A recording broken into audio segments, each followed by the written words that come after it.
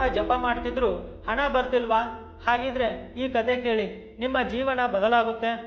ಏಕಾಂತಿಕ ವಾರ್ತಾಲಾಪದಲ್ಲಿ ಒಬ್ಬರು ಈ ಪ್ರಶ್ನೆ ಮಾಡ್ತಾರೆ, ನಾನು ರಾಮನಾಮ ಜಪ ಮಾಡ್ತೀನಿ, ಆದರೂ ಸೈಕಲ್ ಮೇಲೆ ಹೋಗ್ತಾ ಇದ್ದೀನಿ, ಧನವಂತ ಆಗ್ತಾ ಇಲ್ಲ. ಗುರುಗಳು ನಕ್ಕು ಹೇಳ್ತಾರೆ, ನಿಮಗೆ ಸೈಕಲ್ ಆದ್ರೂ ಇದೆ, ನನಗೆ ಅದೂ ಇರಲಿಲ್ಲ. ಬೇಡಿ ರೊಟ್ಟಿ ತಿಂತಾ ಇದ್ದೆ, ಎಷ್ಟೋ ದಿನ ಉಪವಾಸ ಇದ್ದೆ. ಮತ್ತೆ ಗುರುಗಳು ಹೇಳ್ತಾರೆ, ಯಾವಾಗ ಗೋಸ್ವಾಮಿ ತುಳಸಿದಾಸರ ಮುಂದೆ ಅಕ್ಬರ್ ತನ್ನ ಕಿರೀಟ ತೆಗೆದಿಟ್ಟ, ಆವಾಗ ಗೋಸ್ವಾಮಿಯವರ ಕಣ್ಣಲ್ಲಿ ನೀರು ಬಂತು. ಅವರ ಜನ ಕೇಳ್ತಾರೆ, ಬಾದ್ಶಾ ನಮಸ್ಕಾರ ಮಾಡ್ತಾ ಇದ್ದಾನೆ, ಆ ಖುಷಿಗೆ ಕಣ್ಣಲ್ಲಿ ನೀರು ಬಂತ?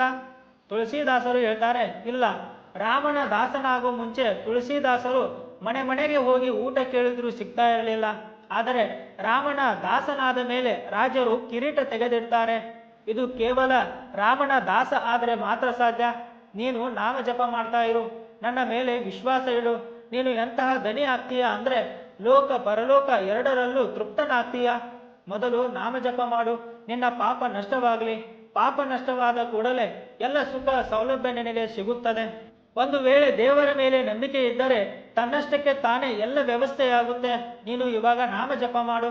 ಯಾವಾಗ ಭಗವಂತನ ನಾಮ ಜಪ ಮಾಡ್ತೀವೋ, ಭಗವಂತನ ಲೀಲೆ ಚರಿತ್ರೆಗಳಲ್ಲಿ ಚಿತ್ತ ಇಡ್ತೀವೋ, ಇವತ್ತಲ್ಲ ನಾಳೆ ಅವನು ಸುಖಿಯಾಗ್ತಾನೆ. ನಿನ್ನೆ ನಮ್ಮ ಜೀವನ ಏನಾಗಿತ್ತು, ಇವತ್ತು ನಮ್ಮ ಜೀವನ ಏನಾಗಿದೆ, ಎರಡನ್ನೂ ನೋಡಿ. ಇದು ಕೇವಲ ಭಗವಂತನ ಶರಣಾಗತಿಯ ಫಲ. ಅದಕ್ಕೆ ಗುರುಗಳು ಹೇಳ್ತಾರೆ, ಎಲ್ಲರಲ್ಲೂ ಪ್ರಾರ್ಥನೆ ಮಾಡೋದು ಇಷ್ಟೇ, ನೀವು ನನ್ನ ಮಾತಿನ ಮೇಲೆ ವಿಶ್ವಾಸ ಇಡಿ, ಅಲ್ಲಿ ಇಲ್ಲಿ ಅಡ್ಡಾಡಬೇಡಿ, ಪಾಪ ಆಚರಣೆ ಮಾಡಬೇಡಿ, ನಾಮ ಜಪ ಮಾಡಿ. ಗುರು ಕೃಪೆಯಿಂದ ನೋಡಿ ಒಂದು ದಿನ ಖುಷಿ ಪಡ್ತೀರಾ. ಲಾಭ ಸಿಗಲಿ ಸಿಗದೇ ಇರಲಿ, ನಾಮ ಜಪ ಬಿಡಬೇಡಿ. ಆಂತರಿಕ ವಿಷಯ ಹೇಳಬೇಕಂದ್ರೆ, ನನಗೆ ಭಗವಂತನ ಕೃಪೆ ಸಿಕ್ಕಿದೆ, ನನಗೆ ಶ್ರೀಜಿ ಕೃಪೆ ಸಿಕ್ಕಿದೆ, ಅದನ್ನು ನಿಮಗೆ ಹೇಳೋಕ್ಕಾಗಲ್ಲ. ಲೋಕ ಮತ್ತು ಪರಲೋಕ ಎರಡೂ ನನ್ನ ಜೇಬಲ್ಲಿವೆ, ಎರಡು ನನ್ನ ಹೃದಯದಲ್ಲಿ ಸಂತೋಷ ನೀಡ್ತಾ ಇದ್ದಾವೆ. ಅದಕ್ಕೆ ವಿಶ್ವಾಸ ಇಟ್ಟು ನಾಮ ಜಪ ಮಾಡಿ ಅಂತ ಗುರುಗಳು ಹೇಳ್ತಾರೆ. ನಾಮ ಜಪ ಮಾಡ್ತಿರೋರು ಕಾಮೆಂಟಲ್ಲಿ ರಾಮ ಅಂತ ಬರೆಯಿರಿ. ರಾಧೆ ರಾಧೆ.